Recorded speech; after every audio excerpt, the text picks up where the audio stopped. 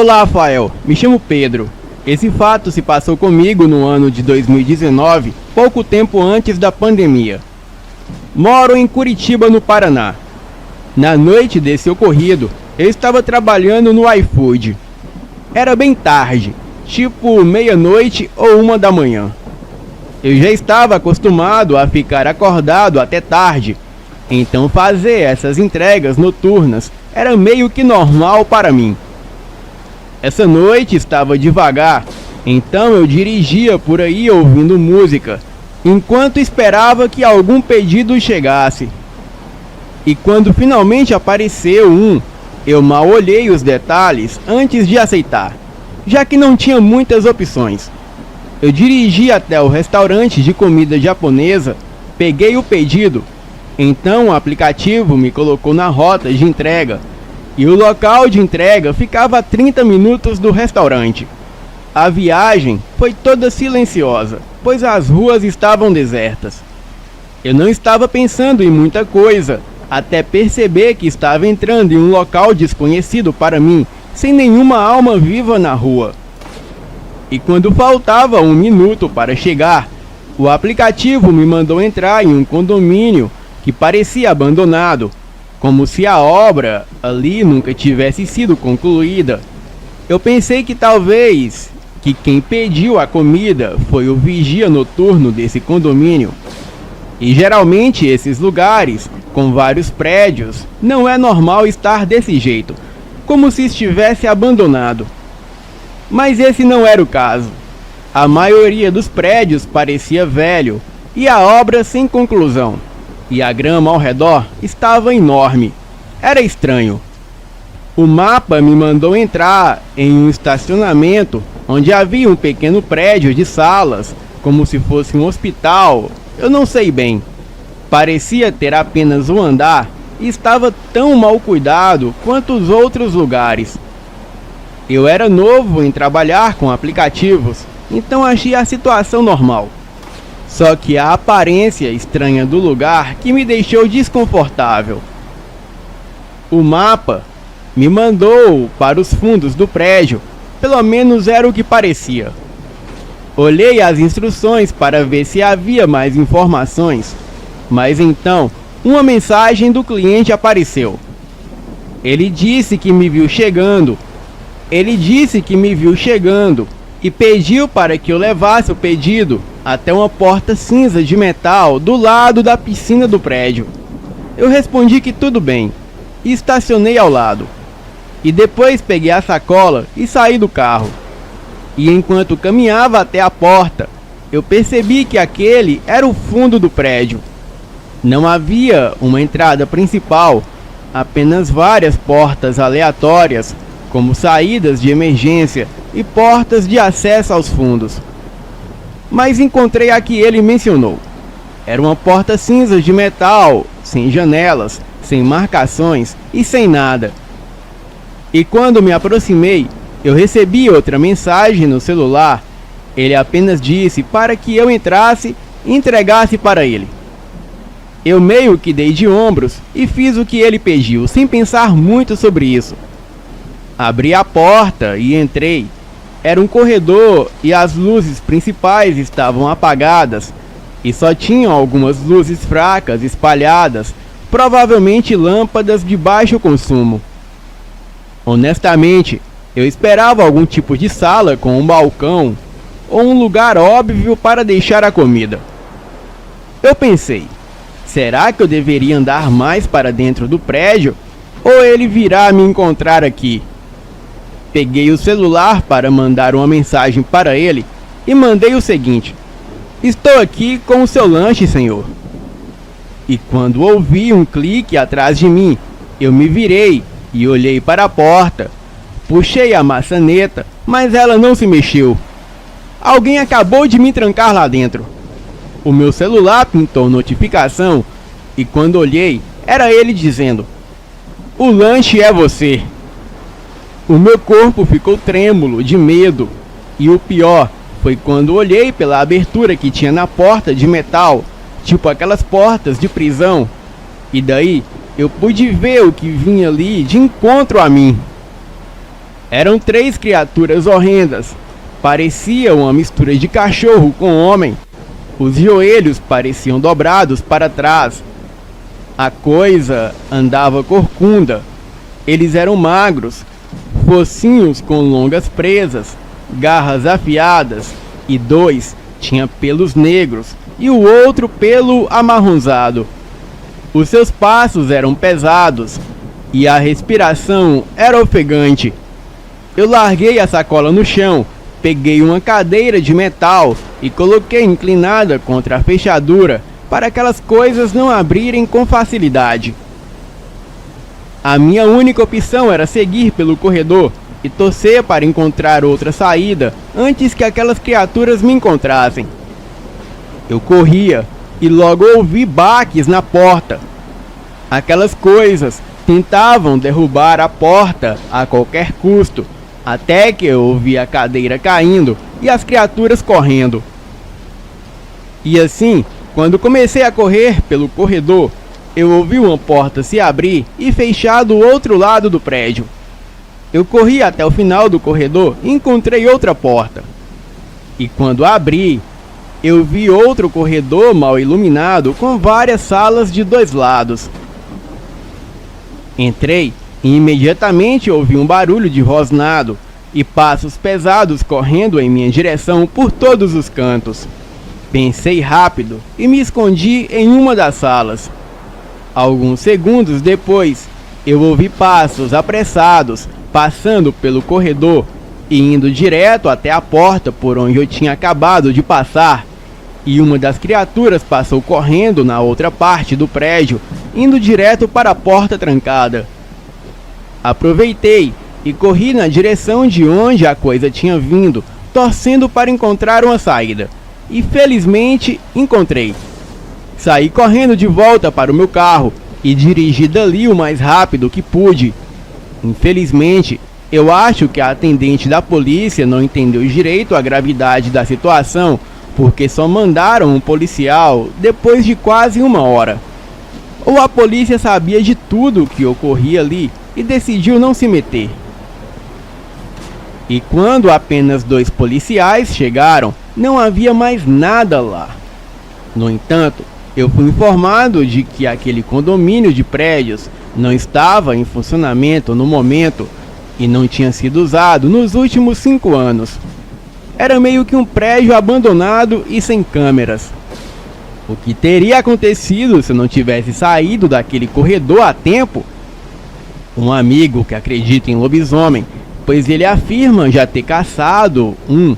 Ele me disse que eu era uma presa fácil, mas essas criaturas são caçadoras e eles se divertem me dando vantagem para fugir e então indo à caça. Pois um lobisomem, ele não vê graça em atacar uma presa que não corre e não se defende. E eles fazem isso em bando, como se a presa fosse um prêmio. E o primeiro a capturar a presa é o campeão ou talvez até o líder da matilha. Passei a ouvir mais esse meu amigo e hoje eu só ando com um kit de caça no porta-malas do carro, uma faca tática, lanternas, taser, 2 carambite, um cinto com kunais, 2 espadas com coldre nas costas, iguais às do Deadpool, spray de pimenta, um drone e uma pistola com sinalizadores. Boa noite.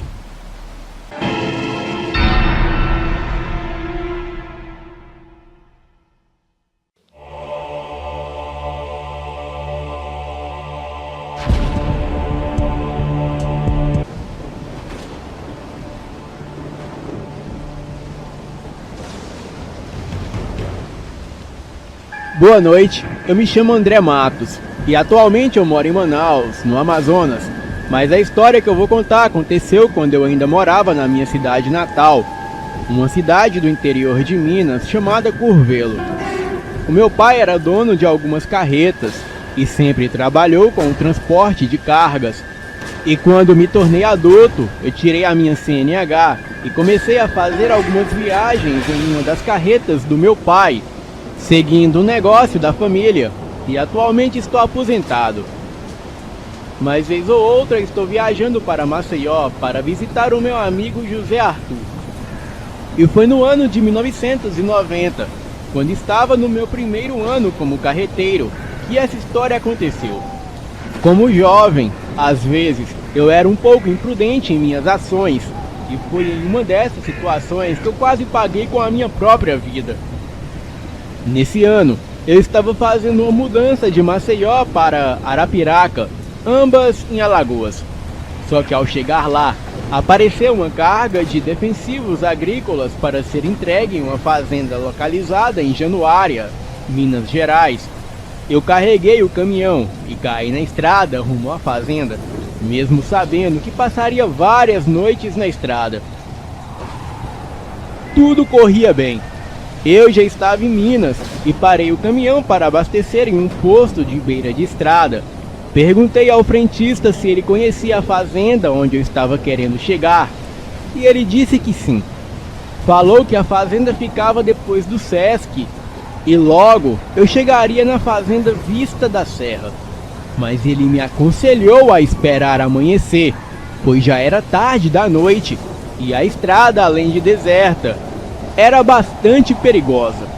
As pessoas do lugar evitavam passar por lá devido ao histórico de assaltos e ocorrências de fenômenos estranhos e sobrenaturais. E no entanto, como eu falei no início da história, quando se é jovem, você não mede as consequências de suas atitudes. E mesmo o frentista que conhecia o lugar, me falando que seria perigoso, eu acabei indo. Naquele momento, eu queria entregar logo os produtos, e quanto mais rápido eu chegasse no meu destino, mais rápido eu voltaria para casa. Terminei de abastecer, e o frentista disse que eu pegasse uma estrada de terra, e no fim dela eu chegaria na fazenda. Então, lá fui eu na estrada, o jovem imprudente no meio do nada. Cheguei na estrada de terra e comecei a andar por ela. Era só mato por todos os lados e uma cerca separando a estrada do capim alto. Estava tudo tranquilo, até que aconteceu a última coisa que eu esperava.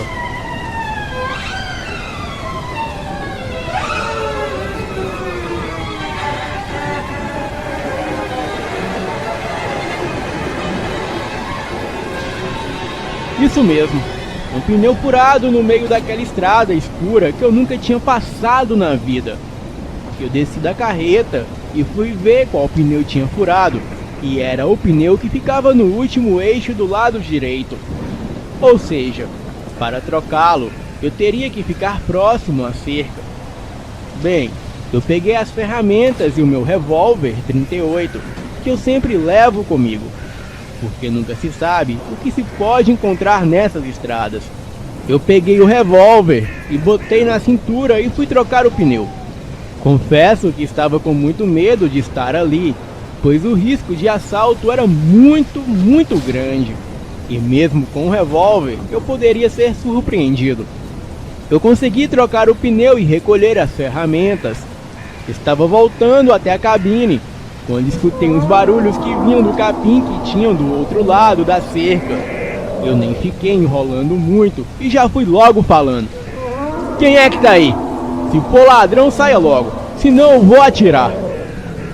Só que aquilo que estava se mexendo lá não respondeu. Então, eu pensei que poderia ser um jumento ou coisa do tipo. Só que eu não conseguia ver, pois o capim era aquele capim chamado elefante. Ele é bem alto, tipo uns 2 metros, e ficava muito difícil ver alguém que estivesse entre eles. Eu voltei a vista em direção da porta da cabine, e o que estava no capim começou a andar como se estivesse vindo na minha direção. Eu não pensei muito, e já dei 3 tiros na direção do capim. E foi então que de lá, um animal negro pulou a cerca, e ficou só a alguns metros de onde eu estava. Ora parecia um cachorro, e ora parecia um macaco grande. Ficou de pé me olhando, e a minha vontade era de atirar, só que eu já tinha gasto 3 balas, então eu fiquei esperando a reação dele para só então meter bala. Ele ficou me encarando um bom tempo, e eu sem mexer um músculo, só esperando o bote. Então o bicho desceu das duas patas e ficou como um cachorro normal, só me olhando. Daí eu comecei a andar de lado, devagar e com a arma sempre apontada caso ele pulasse. Eu fui andando e coloquei a mão na maçaneta da porta para entrar na cabine. E foi nessa hora que o bicho armou o bote para tentar me pegar. Ele veio na minha direção e eu atirei. Ele estava a uns 3 metros de mim quando a bala pegou. Ele soltou um urro, deu meia volta, pulando para dentro do capim novamente. Eu entrei na cabine e liguei o caminhão para sair rápido dali. Só que a carreta estava muito pesada por causa da carga e não tinha como ela pegar a velocidade. Eu passava as marchas e a carreta não pegava uma velocidade boa por causa do peso. E quando eu olhei, eu vi o capim baixando à medida que a carreta andava. E era o bicho que vinha me seguindo mesmo depois de levar um tiro. Ele ficou me seguindo por um bom tempo, até que a carreta pegou uma velocidade e ele ficou para trás.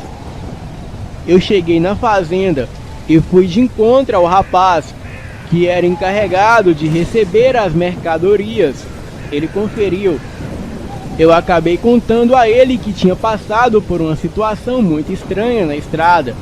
Ele disse que acreditava, pois já tinha escutado alguns relatos de pessoas que também viram essa criatura. Ele disse que depois de escutar a minha história, ele ficaria mais atento, principalmente à noite. O caminhão foi descarregado e eu peguei a estrada novamente rumo à minha casa. E depois, eu ainda tive outras experiências sobrenaturais nessas estradas, mas nada parecido com o que vi naquela noite. E nunca mais fui imprudente ao ponto de arriscar a minha vida, e foi preciso quase morrer para que eu aprendesse a lição. A segurança em primeiro lugar. Boa noite.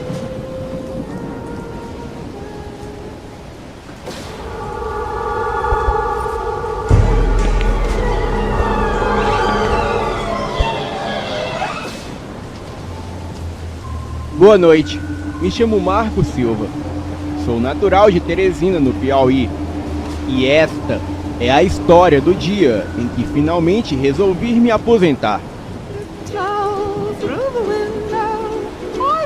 Eu era um caminhoneiro com mais de 40 anos de profissão nas estradas. Eu já vi muita coisa e também ouvi muitas histórias sobre aparições de pessoas mortas nas estradas, gritos que vinham do nada, casas assombradas na beira da pista e mulheres que apareciam pedindo carona em estradas totalmente desertas. É tanta história que daria para fazer um livro nesses mais de 40 anos de estrada. No entanto, eu tenho uma em particular que me dá arrepios até hoje. E foi justamente por causa do que aconteceu nessa noite que eu resolvi que era o momento de me aposentar de vez. Na verdade, eu já estava aposentado na época, mas continuei trabalhando para ganhar um troco a mais. Eu tinha chegado de uma viagem que fiz para Recife e estava muito cansado. Estava indo para casa quando o meu antigo chefe, na época, perguntou se eu não queria uma carga para entregar em Minas Gerais, na cidade de Januária, que fica ao norte do estado. Bem, eu aceitei, mas eu disse que precisava passar em casa antes. Eu fui correndo até em casa, peguei algumas roupas, me despedi da família e falei que depois dessa viagem eu passaria alguns dias em casa. E após algumas horas, eu já estava na estrada rumo a Minas Gerais. Eu dirigi por horas e ainda estava exausto da última viagem. Eu só queria encontrar um lugar para passar a noite. Bem, eu estava em uma estrada deserta. Era uma escuridão total. E vez ou outra, eu tinha a impressão de ver um vislumbre de algo aos arredores da pista, mas me concentrei na estrada. E bem por volta das 21 horas, eu avistei um velho posto de gasolina e resolvi pernoitar lá. Estacionei o caminhão ao lado de mais 2 que já estavam lá para passarem a noite. O posto ficava bem afastado da cidade mais próxima, com casas dispersas no entorno e uma mata que se estendia por quilômetros. Os outros 2 caminhoneiros estavam cozinhando em um pequeno fogão improvisado ao lado do posto, e eu me juntei a eles. Ficamos conversando até às 23 horas, e quando deu esse horário, chegou um vigia noturno que trabalhava no posto. Os 2 frentistas foram embora, e o vigia noturno não estava armado. Ele carregava apenas um pedaço de pau para sua segurança. O ambiente era tranquilo, mas o vigia veio falar conosco. Eu costumava dormir em uma pequena rede que armava embaixo do caminhão, pois eu não gostava de dormir na cabine. Eu me sentia meio sufocado. Um dos outros 2 caminhoneiros também dormia da mesma forma que eu, e quando o vigia notou isso, ele nos alertou que talvez fosse melhor dormir dentro da cabine, pois o lugar poderia ser perigoso à noite. Eu perguntei se havia bandidos ou algo do tipo por ali, e ele contou uma história muito estranha. Ele disse: "Na semana passada, eu estava dentro daquela sala quando ouvi cachorros latindo incessantemente. Eles simplesmente não paravam. E quando abri a porta para ver o que estava acontecendo, algo que parecia um enorme cão, do tamanho de um homem, ele saiu correndo para aquela mata ali, ó. A criatura era gigantesca e não era um ser humano, e nem parecia um cachorro, mas era muito maior." Quando ele nos contou isso, começamos a rir, e eu disse que estávamos acostumados a ouvir histórias como aquela o tempo todo. Ele respondeu: "Tudo bem então, façam como quiserem." Ele fumou um cigarro e foi se deitar em sua sala.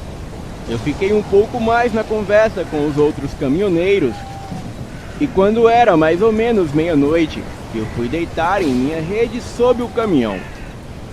Um dos outros caminhoneiros também deitou da mesma forma que eu, enquanto o terceiro, ele preferiu dormir dentro da cabine.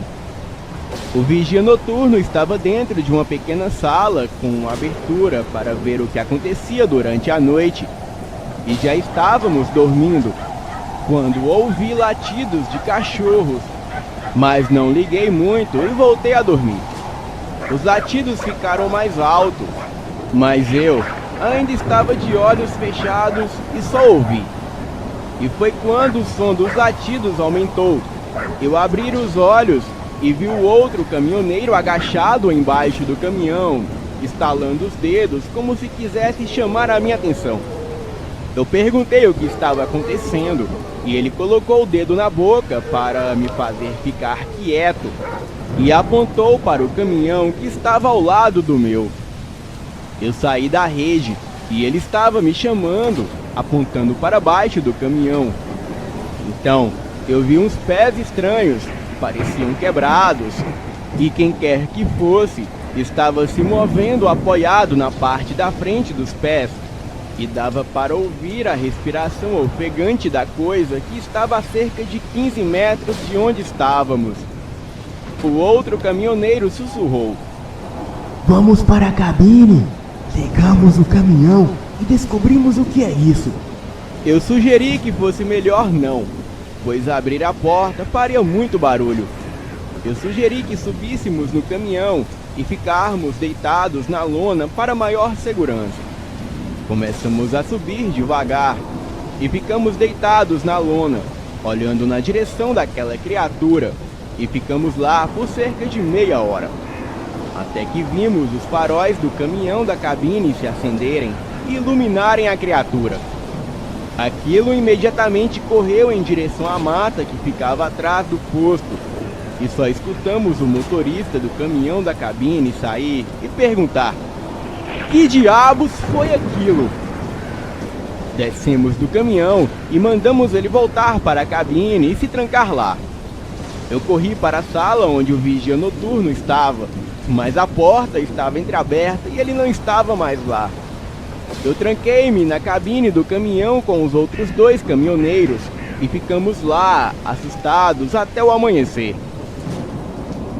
E Quando amanheceu, saímos do caminhão e fomos à procura do vigia noturno, mas não encontramos nenhum sinal dele. Ficamos um pouco mais para ver se ele aparecia, mas nada aconteceu. Ficamos nos perguntando se algo havia acontecido com ele. E então, decidimos seguir viagem, mas antes de sair, eu olhei pelo retrovisor e vi o vigia noturno emergindo da mata que ficava atrás do posto. Arrepiei-me todo e acelerei o caminhão sem olhar para trás. Eu tive vontade de voltar e perguntar onde ele estava na noite em que a criatura apareceu, mas eu tive medo da resposta que ele poderia dar. Bem, eu não tenho certeza. Eu posso estar enganado, mas eu tenho quase certeza de que aquela criatura que vimos era o próprio vigia noturno. Boa noite.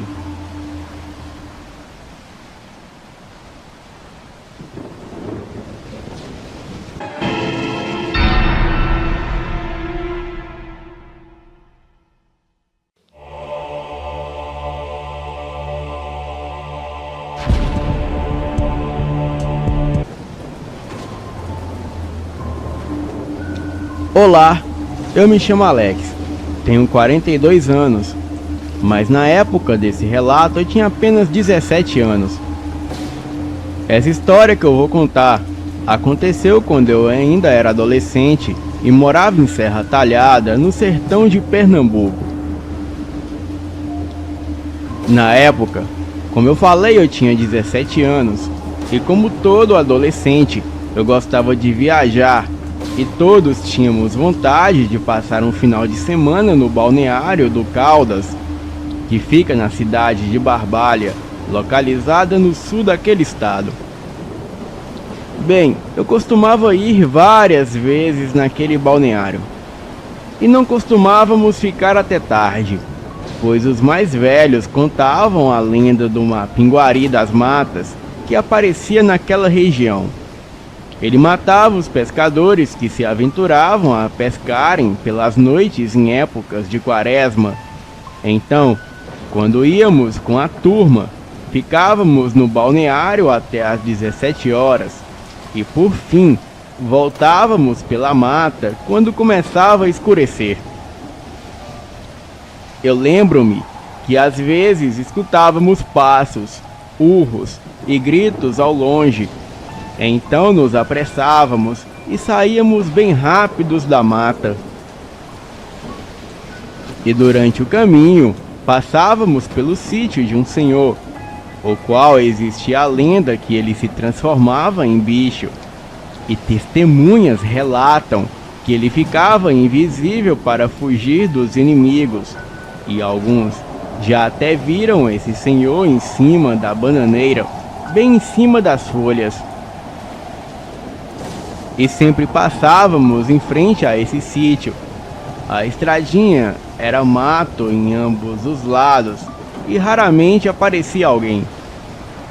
Alguns dos meus amigos, sempre que passava em frente ao sítio desse senhor, logo gritava: "Olha o lobisomem!" E esse senhor ficava muito bravo. Então ele aparecia na porta e xingava todos nós. Então nós corríamos. Bem, uma vez eu fiquei com muita pena dele, pois quando os meninos passaram e jogaram pedra na casa dele, e ele, como já era de idade, ele tentou correr atrás de nós, mas assim que desceu o alpendre, ele pisou em falso no degrau e caiu. E todos os meus amigos caíram na risada. Porém, eu fiquei com muita pena dele. Naquela tarde, entramos na mata, chegamos até o riacho, e lá havia alguns pescadores, mas quando se aproximava das 18 horas, já não ficava ninguém no local. Obviamente, nós também íamos embora, pois antes prevenir do que remediar, pois os pescadores juravam que uma pinguari era real, e de fato, era encontrado até grandes pegadas de um animal desconhecido, que ficavam marcadas no barro daquele riacho. E naquele dia havíamos pescado muitos peixes. Então todos nós fomos para as nossas casas, mas aquela cena do senhor caindo ao chão não saiu da minha cabeça. Então, logo pela manhã, eu peguei alguns peixes dos quais eu havia pescado e fui até o sítio daquele senhor. E assim que cheguei, eu encontrei ele todo ferido na entrada do sítio e parecia que alguém o havia espancado. Não era nenhuma surpresa, pois o velho gostava de aprontar. Ele comprava fiado e não pagava, bebia fiado nos bares e dava em cima das mulheres casadas. Também ele tinha fama de ser conhecedor de artes ocultas.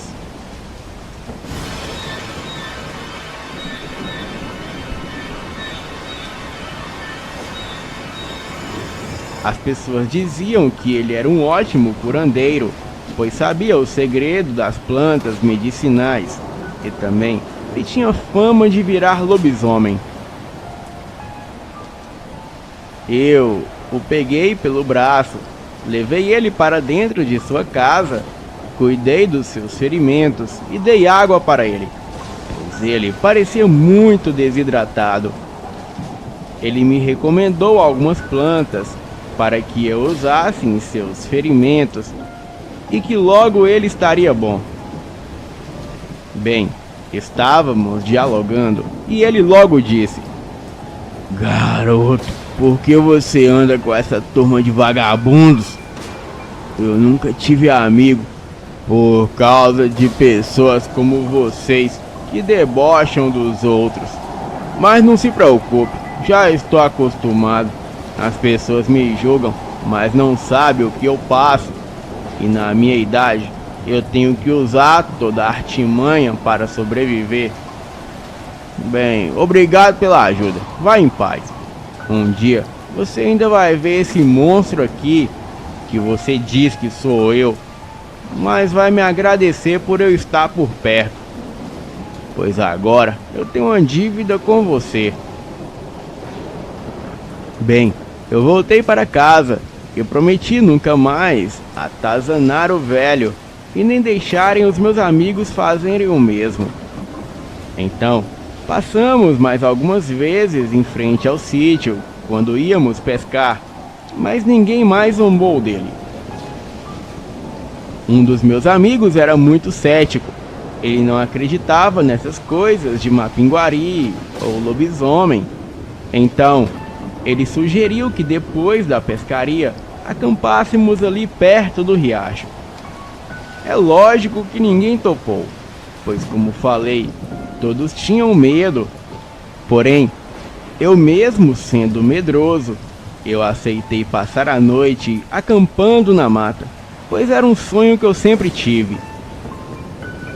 Fizemos então os preparativos para a nossa aventura e ficaríamos no lugar que chamam de o Cruzeiro, onde durante o dia muitas pessoas costumam acampar e pescar, mas à noite não fica uma alma viva, pois dizem que à noite o local se torna mal assombrado.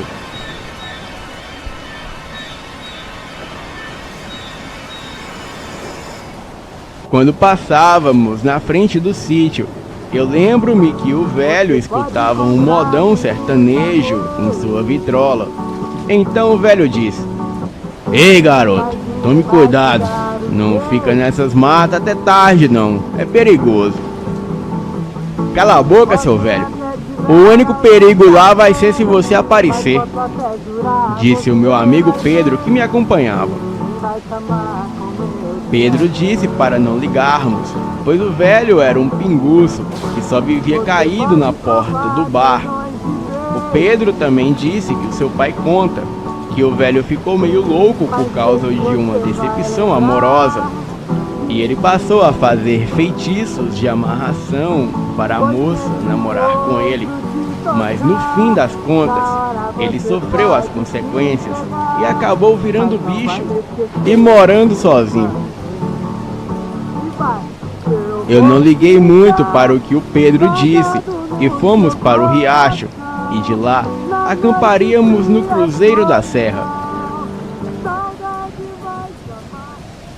Tudo ocorreu às mil maravilhas durante o dia. Nos divertimos muito no balneário e ao entardecer fomos ao tal cruzeiro passar a noite. Éramos somente o Pedro e eu. Levamos apenas uma barraca e 2 colchonetes. Fizemos uma fogueira e ficamos conversando besteira. A vista era muito bonita de lá. O céu estava limpo e a lua clareava bastante. Até então, havia ocorrido tudo bem. Porém, o resto da nossa noite iria se transformar num pesadelo dos mais horríveis. Mais tarde da noite, começamos a ouvir um barulho que vinha da mata próximo de onde estávamos, e pareciam urros e gritos. Pensamos em algum animal, mas com a fogueira acesa, ele não se aproximaria. Tentamos ficar calmos para não chamar a atenção do que quer que fosse que estivesse ali, mas estávamos temerosos, pois nenhum de nós tínhamos trazido nenhuma espécie de arma. E foi quando Pedro deu um grito que eu me levantei assustado. Ele disse ter visto um bicho passando na mata e não tinha mais como manter a calma, pois estávamos realmente apavorados. Para voltar ao vilarejo, onde fica o balneário, teríamos que atravessar a mata. Então resolvemos que só voltaríamos quando amanhecesse. E nesse momento, começamos a ver vultos aparecerem da mata, um depois do outro, até que se formaram uma criatura enorme. Era um ser humanoide muito grande. Ele parecia um homem, que era metade lagarto. A pele era esverdeada, tinha longas garras e andava encurvado. Parecia que eram 2 ou 3.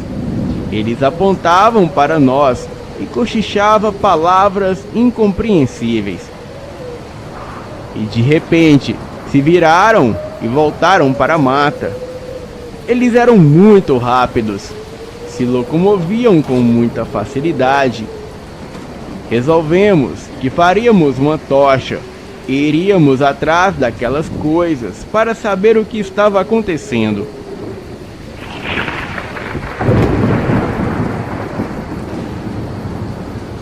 Aquilo foi um erro. Não deveríamos nunca ter ido atrás daqueles vultos. Quando entramos na mata, eu comecei a sentir uma fadiga nas pernas. Ouvia gritos, gemidos e urros.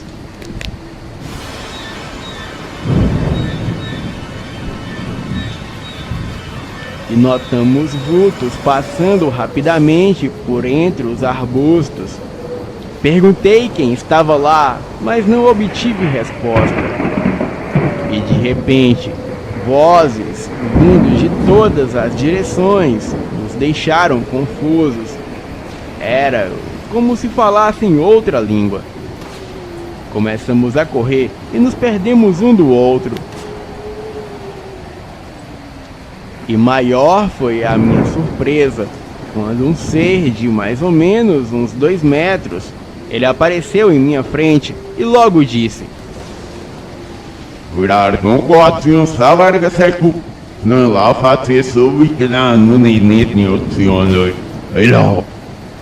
A criatura parecia vestir algo como uma armadura. Tinha os cabelos trançados e negros e apontou o braço na minha direção. E eu pude ver uma luz de energia se formando de alguma arma que ficava em seu ombro. Daí, eu tive a sensação que o ser atiraria em mim. Porém, nesse instante, eu ouvi um rugido e uma outra criatura saiu da mata. Essa era diferente. Parecia um enorme cão. Os seus pelos eram totalmente brancos Ele era muito alto, passava fácil dos 2 metros de altura, e o seu físico era do tipo muito forte. Ele também possuía garras, presas afiadas e uma cabeça de cachorro. Esse ser albino atacou a criatura humanoide, que chamarei aqui de predador, com um forte tapa, o jogando para longe, e assim o ferindo, e um líquido verde escorria dele, e o predador se levantou e deu um grito e foi ficando invisível. A criatura albina cheirava o ar e parecia saber exatamente onde aquela coisa estava. Então eu vi um clarão. Um tiro de energia atingiu o lobisomem albino, arrancando-lhe o braço. Ele ainda conseguia se levantar, e muito rapidamente ele transpassou as suas garras por dentro da barriga do predador. Então, o monstro, que até então estava invisível, ele ficou visível, e quando o albino tirou as garras da mão direita, aquele predador caiu desfalecido. Em seguida, vimos uma rede sendo jogada na direção do albino, como essas redes de pesca, e atingiu ele por completo.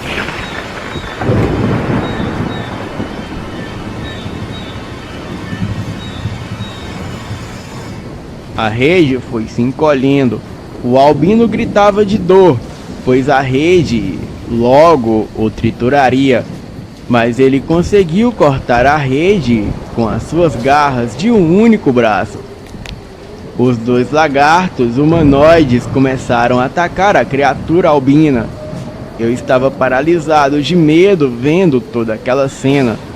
Eu só me lembro do Pedro aparecer e me puxar pelo braço e me arrastar dali. Corremos pela mata por alguns minutos e logo depois escutamos um grito de dor da criatura albina. Eu acredito que aquele foi o seu fim. Conseguimos chegar na vila. Estávamos apavorados. Dormimos na frente da igreja naquela noite e de manhãzinha voltamos para casa. Vocês podem não acreditar, mas existe um filme baseado nessa criatura que vimos. O filme se chama O Predador. E pelo que eu pesquisei, esse filme é baseado em fatos reais. E existem arquivos da KGB que relatam 72 raças alienígenas que já pisaram aqui na Terra.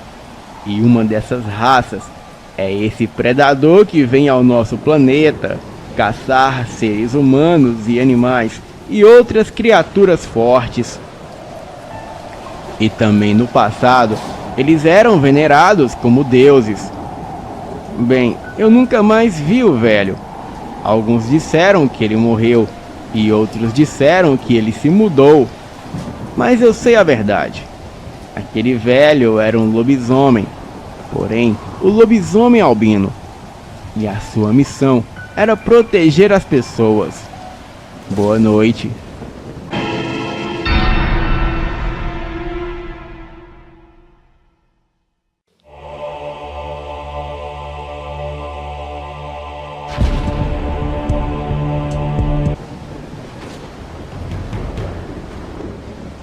Olá a todos do canal, eu me chamo Gustavo, sou de Ponta Porã, no Mato Grosso do Sul, e hoje trago para o canal um relato que me foi contado pela minha avó, que ocorreu lá pelos anos 60, e eu narrarei aqui com as palavras dela.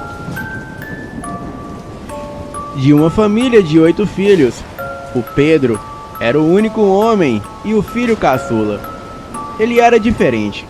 Talvez por ter crescido em meio às irmãs, ele sentia-se um pouco excluído, mas ele era quem ajudava o pai na roça desde os 13 anos.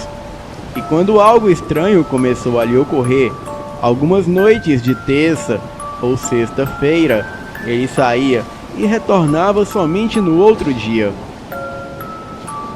O seu pai notava algo estranho, ele interrogava, mas ele dizia de modo confuso que não se recordava de absolutamente nada.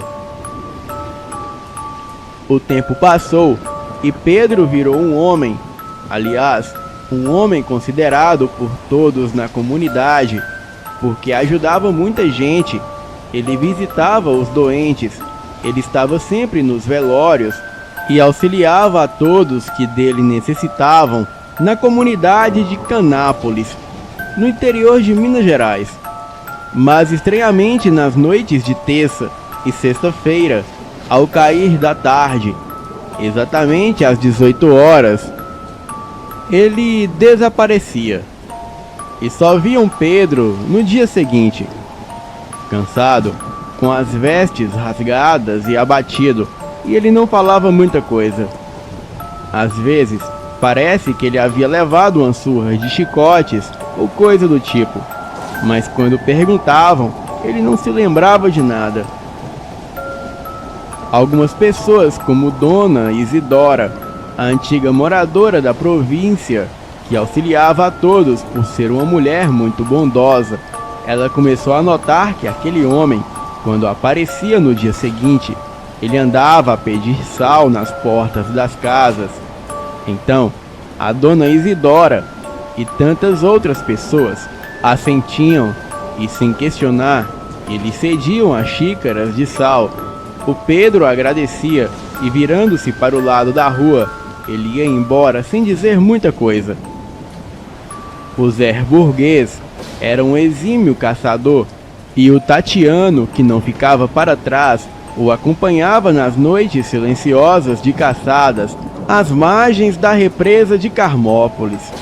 E lá nos cafundós, onde a mata era fechada e fazia um escuro danado, mas as caçadas normalmente eram realizadas em noites de lua cheia. Eles então caçavam capivara e em uma noite quente de lua cheia, de repente, o Zé Burguês, ele avistou o animal roedor de longe. Era uma das bitelas. E o Tatiano clareou com a lanterna, e então o Zé Burguês abriu fogo. Mas nesse momento, ele ouviu um uivo de lobo muito forte, que tiniu os ouvidos dos amigos caçadores, e aquele som ensurdecedor aproximou-se dos dois que se arredaram, gritando ainda mais forte. A capivara havia morrido após o tiro, mas eles avistaram um enorme cachorro ou lobo, peludo e de olhos vermelhos como fogo, que além de abocanhar a capivara morta, partiu para cima dos dois homens. Enquanto Zé Burguês teve uma das orelhas amputadas pela mordida do bicho, o Tatiano apanhou a sua cartucheira e picou fogo contra o enorme cachorro que uivava ainda mais estridente, soltando algum tipo de fumaça pelas narinas. O bicho cambaleou e deu umas 4 viravoltas, e eles ficaram extremamente assustados e aturdidos e correram até não poder mais. E quando os dois amigos caçadores chegaram de volta até o barco que se encontrava amarrado às margens da represa de Carmópolis, eles então ouviram ainda mais forte o uivo do enorme lobo, ou cão peculiar, que mais parecia o cavalo do Satanás. Aquela coisa rosnava ferozmente e cada vez mais próxima, vindo em direção ao barco dos caçadores. Então, o grunhido aproximava-se cada vez mais perto deles, e quando novamente clarearam o farolete, eles avistaram aquele enorme cão peludo, correndo de 4 patas em direção ao bote. Os seus olhos rubros como sangue, mas pareciam o semáforo do inferno em sinal vermelho. O animal vinha com tanta velocidade, ainda que machucado pelo tiro que havia tomado anteriormente, que parecia que iria atirar-se no barco e devorar os dois amigos em uma abocanhada só. E foi quando então o Zé Burguês, mesmo com a orelha sangrando, ele preparou a potência. Era um Caramuru, carabina calibre 22 LR, modelo K5, uma arma muito rara de coleção particular que o Zé Burguês havia adquirido do tio Rico. Um bom velho caçador de Carmópolis, talvez o melhor de todos eles. Então, ele ajeitou a ferramenta, que disparou de forma certeira por 2 vezes, e a fera de olhos vermelhos em brasa, parecendo o próprio diabo em forma de lobo, recuou, cambaleou alguns metros para trás, e parecia que, enfim, o demônio estava morto. Ao silenciar o confronto, o Tatiano clareou mais uma vez com o farolete, e a fera estava inerte, toda gélida e finalizada. Eles comemoraram o abate do Beelzebub de 4 patas. Os caçadores deixaram aquele lobo, ou cão gigante, amarrado em um pé de caju, às margens da represa de Carmópolis. No dia seguinte, às 5:30 da manhã, ainda estava meio escuro, quase clareando o dia. Então o Zé Burguês e o Tatiano, eles retornaram do outro lado das margens da represa para ver o animal amarrado e o que fariam com aquilo. A surpresa assustadora e horripilante tomou conta dos amigos caçadores. O Pedro estava amarrado na árvore, com as vestes rasgadas e ensanguentadas. Ele ainda respirava com alguma dificuldade, e os amigos caçadores, levando a mão à boca, quase tiveram um desmaio. Eles não sabiam se gritava ou chamavam a polícia, o hospital, o delegado ou o senhor prefeito. E foi quando o Tatiano disse: "Por favor, Zé, ninguém vai acreditar na gente, é melhor ficarmos quietos." E o Zé Burguês concordou. E como Pedro ainda respirava, embora com alguma dificuldade, os amigos perceberam os sinais vitais e o levaram ao hospital de Carmópolis. E após um certo período, ele se recuperou, embora tivesse ficado com algumas sequelas. Os 2 amigos caçadores não tocaram mais no assunto, e o Pedro, como sempre, não se lembrava de absolutamente nada. Somente anos mais tarde, o Tatiano e o Zé Burguês contariam a história em alguns velórios por lá, mas o tempo passou e a lenda continuava na província. O homem de roupas rasgadas continuava voltando no clarear dos dias seguintes para pedir sal nas casas, e ficava claro que o Pedro era o lobisomem de Carmópolis. O Pedro, ele morreu, mas a lenda continua atormentando até hoje o local, e as pessoas que vivem em Carmópolis, elas passam longe, muito longe da estradinha do sítio, onde viveu o lobisomem da província. Bem, este fato é real e me foi contado pela minha falecida avó, que morreu no ano de 1994. E como ela era uma mulher idônea e não gostava de inventar mentiras, eu acredito totalmente em seu relato. Ela também me contou outros causos que em breve eu trarei aqui no canal.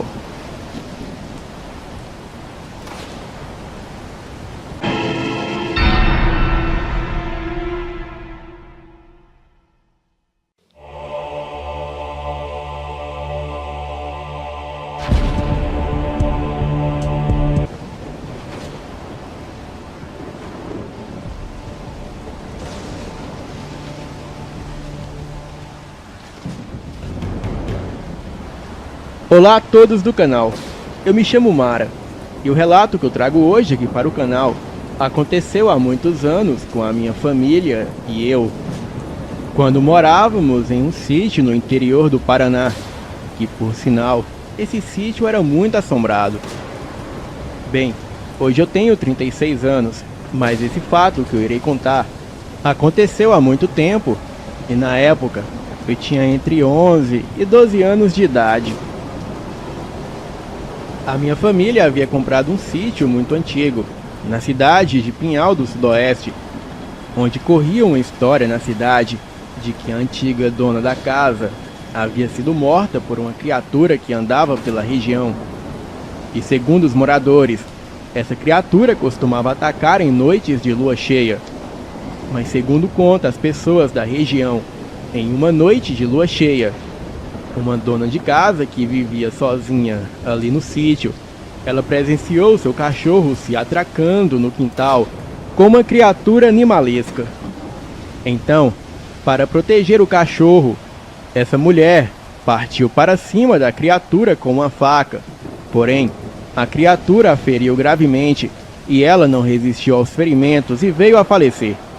Aquele sítio antigo também tinha fama de ser assombrado, pois segundo algumas pessoas, o fantasma daquela mulher rondava pelo sítio e ele não teria paz enquanto a suposta criatura vivesse.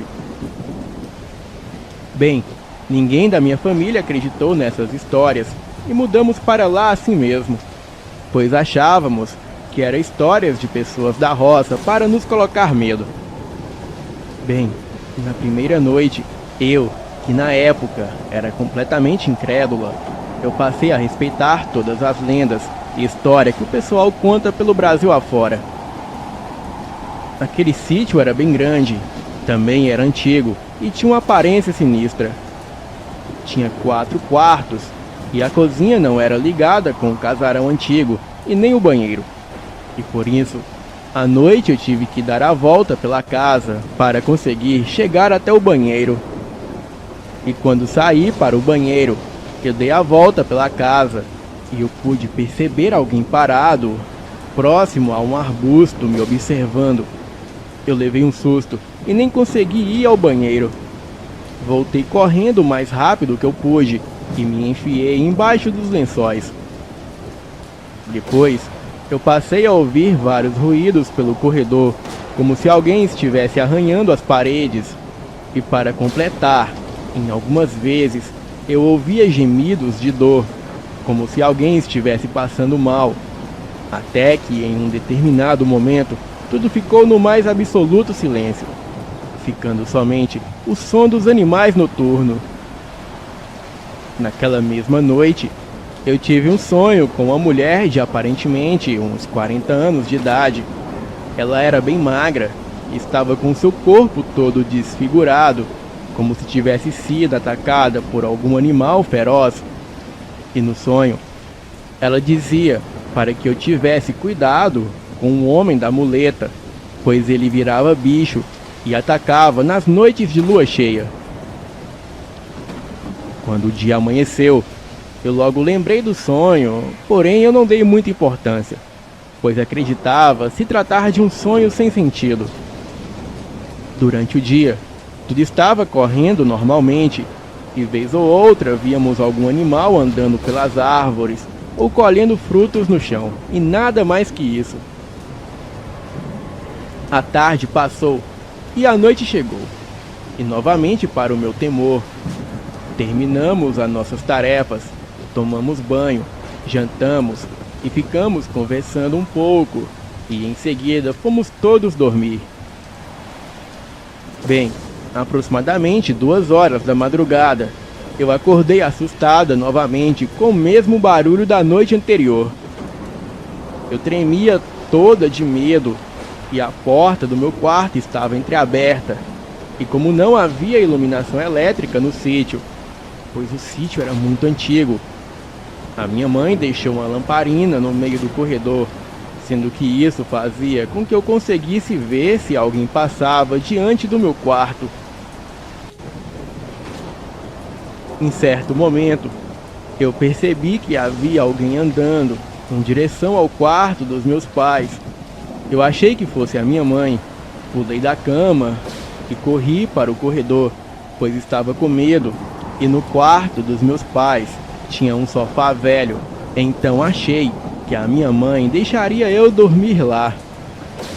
E assim que eu alcancei a minha mãe no corredor, eu a toquei pelo ombro e tomei um susto enorme, pois não era a minha mãe. Era uma outra mulher, a mesma mulher que apareceu no meu sonho. e no lugar dos seus olhos eu percebi apenas manchas de sangue. Eu gritei e saí correndo em direção ao meu quarto. Eu joguei-me em cima da cama e aquela figura monstruosa estava parada na porta do quarto, olhando diretamente para mim. E ela ficou lá parada e apontando para a janela com o dedo indicador, como se quisesse me mostrar algo. Eu me cobri com o cobertor e fiquei assim por uns 5 minutos. E quando eu olhei novamente em direção da porta, já não havia mais ninguém lá. Segundos depois, entraram o meu pai e a minha mãe no meu quarto e eu contei o que havia acontecido. Mas eles não se importaram e não acreditaram na minha história. Bem, quando eu contei que a mulher de branco apontou para algo lá fora, como se quisesse me mostrar algo, o meu pai disse: "Eu vou te mostrar que não tem nada lá fora e que tudo não passou apenas de um sonho." O meu pai foi até a janela, olhou em direção ao mato que ficava próximo ao sítio e, em seguida, ele simplesmente ficou pálido. A minha mãe correu para ver se ele tinha visto algo. Então, todos nós presenciamos uma criatura demoníaca próximo ao mato nos observando. Os meus pais, o meu irmão e eu, todos nós vimos aquela besta fera ali parada. E aquilo tinha os olhos vermelhos como brasa e parecia um cão enorme. Mas a coisa estava em pé. O seu corpo estava coberto de pelos negros, meio acinzentado. A criatura levantou a cabeça e fixou o olhar na lua, que por sinal estava cheia. E em seguida, a criatura deu uma risada demoníaca e ficou ali rindo. E em seguida começou a uivar. E todos nós ficamos arrepiados quando ouvimos aquela risada seca e sinistra. E então, trancamos toda a casa e começamos a rezar. Os uivos e risadas daquela besta fera se estendeu por toda a madrugada e só parou por volta de 5 da manhã. No outro dia, o meu pai disse que não ficaríamos mais ali e que iríamos nos mudar. No dia seguinte, pela manhã, recebemos a visita de um senhor que usava muleta. Ele disse que o sítio pertencia ao seu avô, mas o banco o tomou, pelo seu avô possuir dívidas com o banco. Então, quando o seu avô morreu, ninguém mais conseguiu morar ali no sítio. E quando aquele senhor foi embora, eu liguei os pontos e então tudo passou a fazer sentido, pois aquele senhor da muleta era o mesmo que a mulher apareceu em meus sonhos e disse que eu tivesse cuidado com ele. Os meus pais logo venderam o sítio e hoje, pelo que eu sei, todos que mudam para aquele lugar não permanecem por muito tempo. A pergunta que me faço todos os dias é a seguinte: quem é aquela mulher que me apareceu? Será que ela é um fantasma de alguém que foi morta pela criatura e agora estava ali na casa para avisar as pessoas do perigo? Bem, eu acho que nunca vamos saber, e a única coisa que eu sei é que todo aquele terror vivido ficarão gravados na minha mente para sempre, e eu nunca me esquecerei daquela experiência horrível que eu passei naquele lugar. Bem, não foi apenas a minha imaginação, pois toda a minha família e eu pudemos presenciar aquele fato, e isso é algo que eu não desejo para ninguém. Boa noite.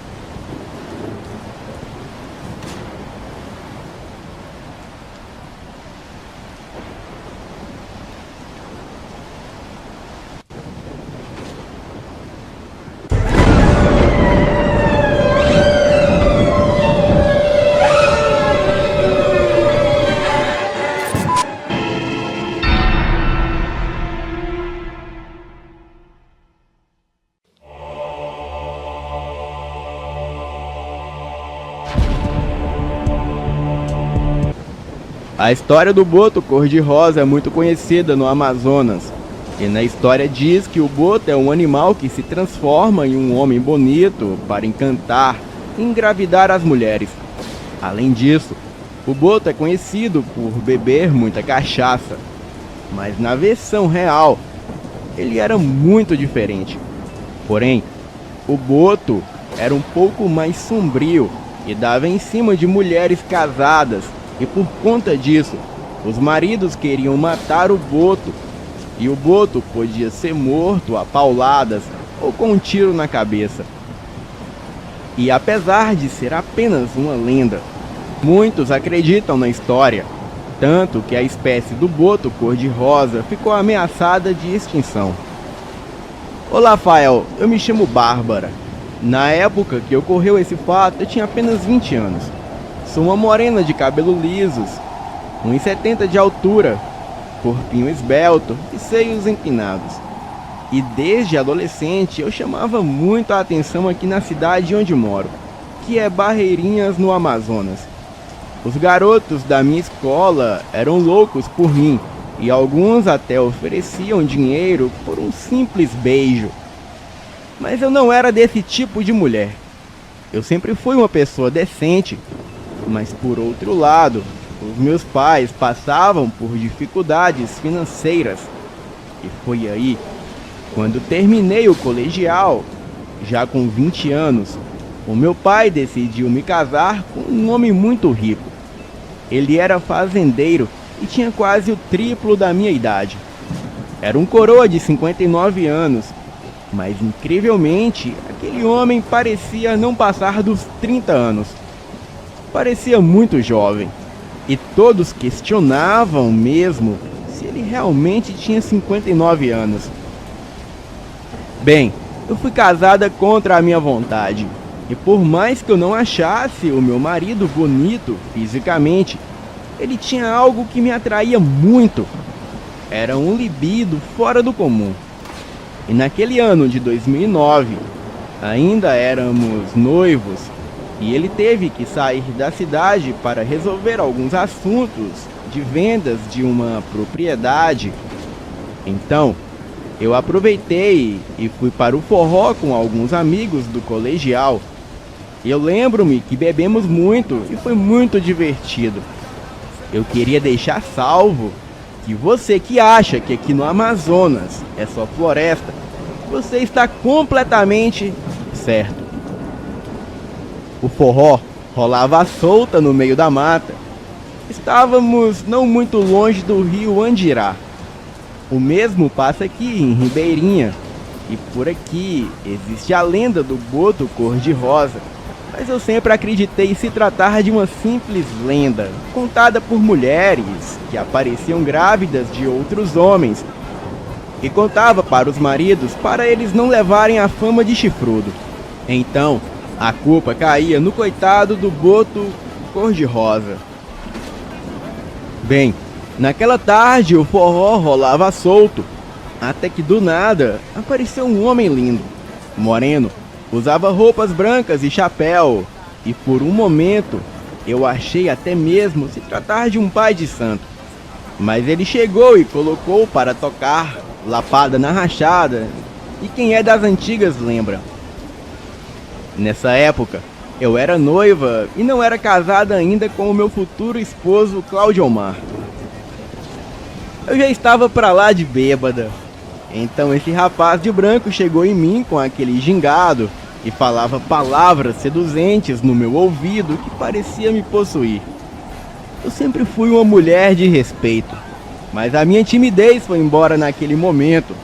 Talvez graças à bebida, ou talvez graças ao encanto daquele homem formoso e seduzente.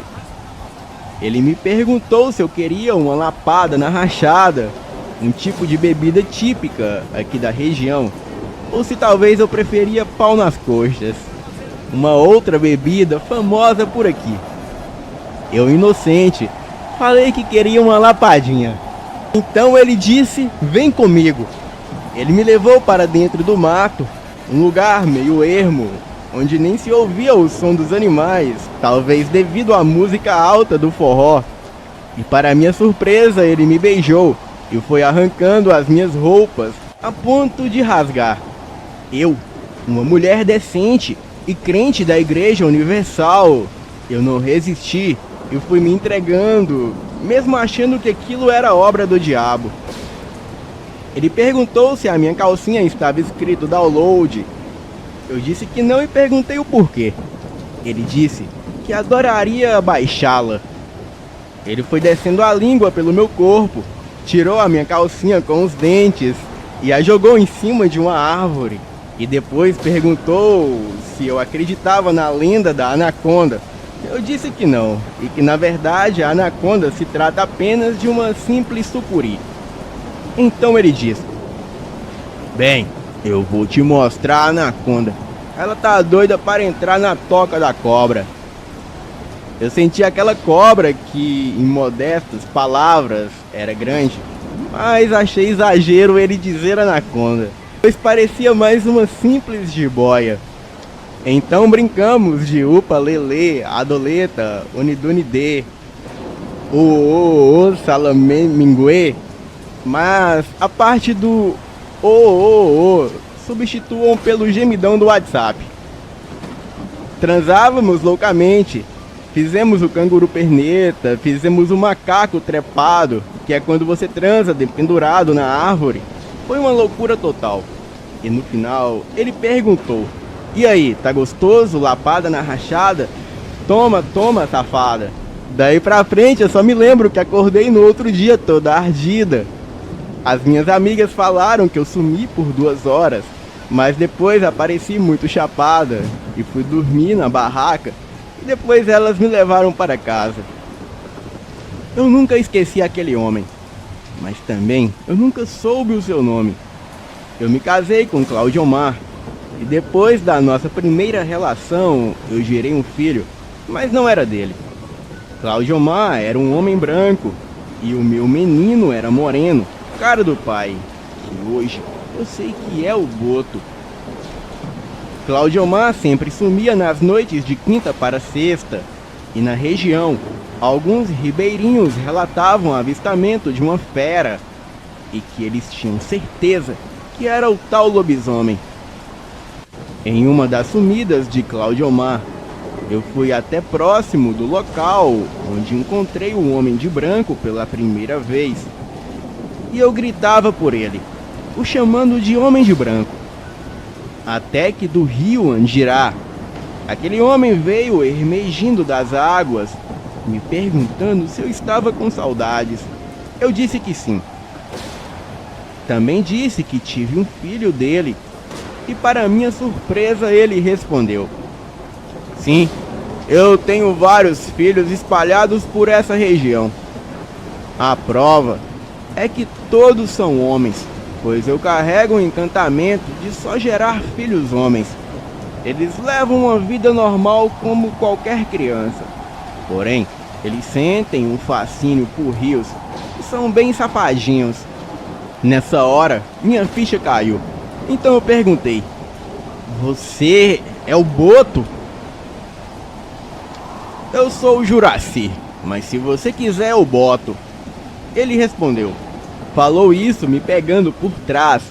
Eu senti o seu enorme salame e novamente ele rasgou a minha calcinha enquanto eu falava: vai, dá tapinha na bundinha, vai. Sou sua cachorrinha, vai. Eu fico muito assanhado e se eu pedir você me dá lapada na rachada. Foi toma, toma, toma durante horas, transamos loucamente e quando voltei para casa encontrei o meu marido. Ele estava cuidando do filho que ele achava ser dele. Eu disse que passei a noite na casa da minha irmã e deixei a criança com a minha sobrinha tomando conta. Ele acreditou. Era um homem amoroso comigo e muito bondoso. Então, eu decidi esquecer de vez o Juraci e fiquei meses sem vê-lo. Até que uma noite de quinta para sexta, como de costume, o Cláudio Omar desapareceu. O meu filho estava dormindo no quarto. Então, eu ouço batidas na porta. E quando eu abro, para minha surpresa, era um garoto que aparentava ter entre 15 e 16 anos. Eu não perguntei a sua idade. Ele disse que era filho do Juraci e o pai dele queria me encontrar no mesmo lugar de sempre. Eu disse que não podia, que era casada e não queria mais encontros com o Juraci. Então o garoto respondeu: mas é das casadas que o meu pai gosta. Ele falou isso sussurrando nos meus ouvidos e depois lambeu a minha orelha. Daí me subiu um arrepio por todo o corpo e quando eu olho para trás, o garoto já havia tirado a roupa. Meu Deus, que loucura! Eu tinha 20 anos e estava acostumado com homens mais velhos. E aquele garoto era 4 ou 5 anos mais jovem do que eu. Meu fogo se acendeu novamente. Eu não resisti, me abaixei e provei do mini salame. Ele perguntou se eu podia fazer um fio terra, então eu fiz tudo o que ele pediu. Realizei todos os seus desejos e transamos loucamente. Quando terminamos, ele se vestiu e simplesmente foi embora. Aquilo pra mim era um basta. Eu vesti as minhas roupas e fui até o local onde me encontrava com o Juraci, e ele não demorou muito a aparecer. Então eu disse a ele que tudo acabava ali, que eu era casada e amava muito meu marido.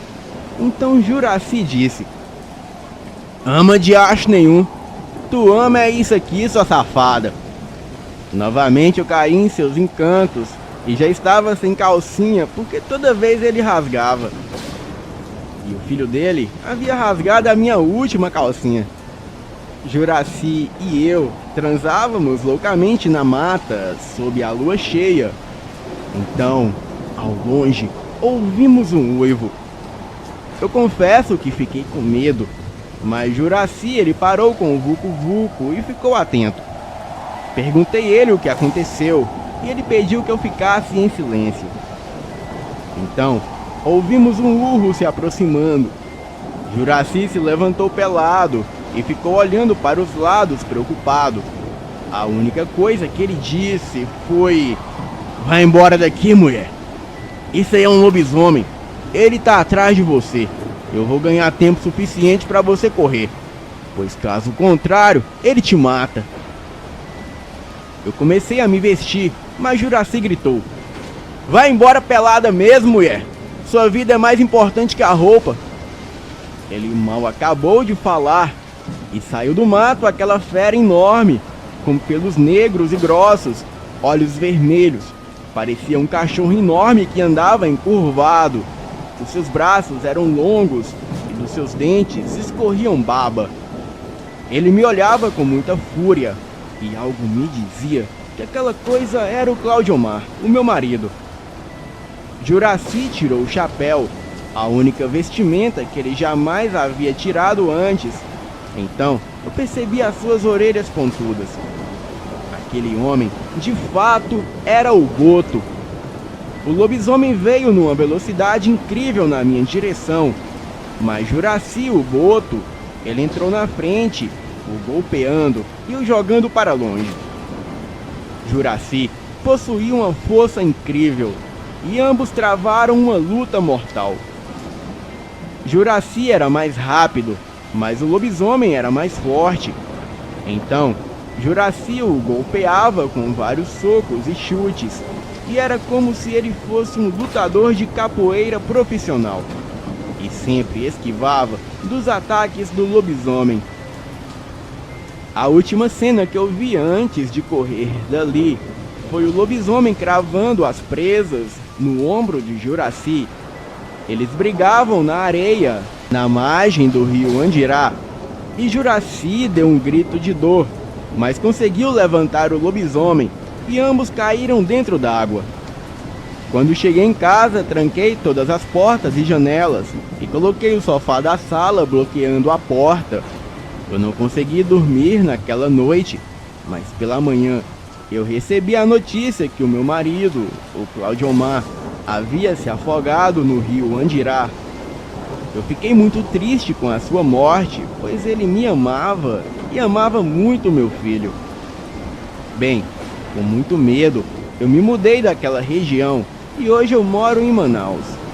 O meu filho cresceu como uma criança normal, mas como o Boto mesmo disse, ele tem um fascínio por rios e por mulheres. Quem sabe um dia, ele e milhares de crianças órfãos de pais que são daqui do Amazonas possam conhecer o pai legítimo, o Boto Juraci. Boa noite.